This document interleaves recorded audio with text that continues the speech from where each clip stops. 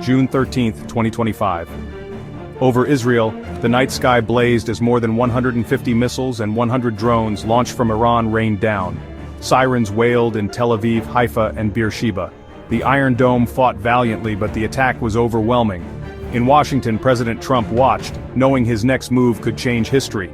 Was this just another conflict or the echo of ancient prophecies? For many, the explosions were more than war. They were a warning, a sign that biblical timelines were converging. The world watched, some indifferent, others understanding. The stage was set for a prophetic confrontation.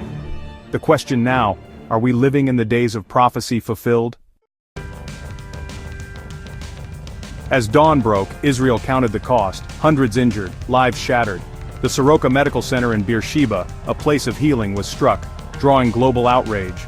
Iran denied targeting civilians, but the world saw a hospital in flames, a symbol of the conflict's brutality. Israel responded with precision strikes on Iran's nuclear and military sites, sending a clear message attacks would not go unanswered. The Lion of Judah had roared, escalating the stakes.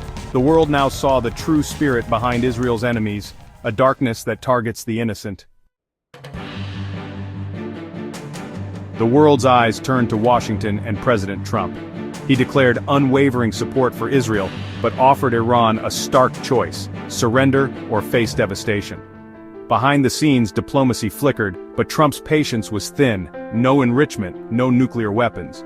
The threat was real, bunker-buster bombs were ready, and a strike on Iran's Fordow reactor was on the table. U.S. embassies evacuated non-essential staff, signaling the seriousness of the moment. America was preparing for action, clearing the decks for a possible strike. The region teetered on the edge, the world bracing for a decision that could ignite prophetic fire.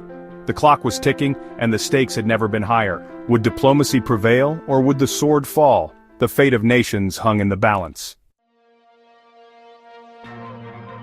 Amid chaos, another voice rose, not political, but prophetic. The conflict between Iran and Israel is no surprise to those who know the ancient scrolls. Ezekiel foretold Persia's role in a last days coalition against Israel. The rise of Iran's regime and its pursuit of missiles and alliances are the fulfillment of prophecy.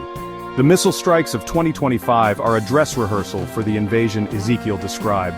The Bible's prophecies are unfolding before our eyes, connecting ancient words to today's headlines.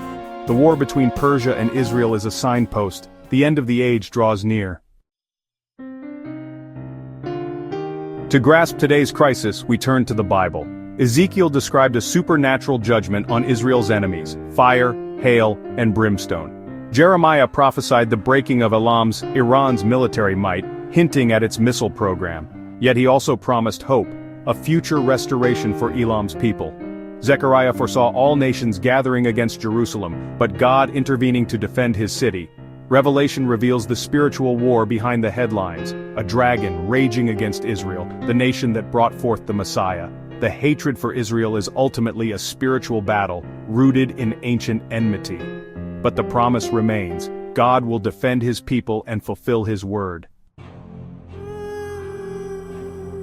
As war loomed, the world's leaders responded with alarm and warnings. The UN called for restraint, but their words rang hollow against deep-rooted hatreds.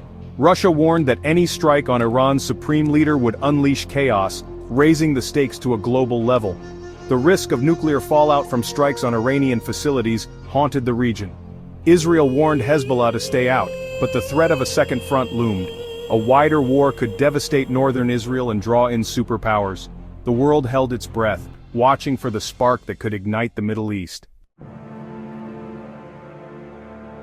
To see this conflict as merely political is to miss the deeper reality.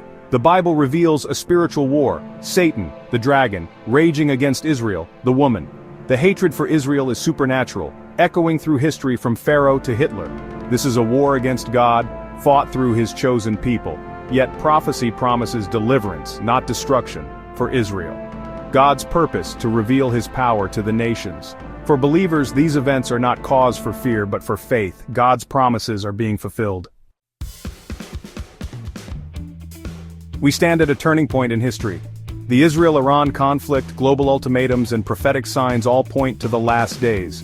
A strike on Iran could trigger a regional or even global war. The Bible warns of a time of trouble but also promises a spiritual awakening, even in Iran. Our response?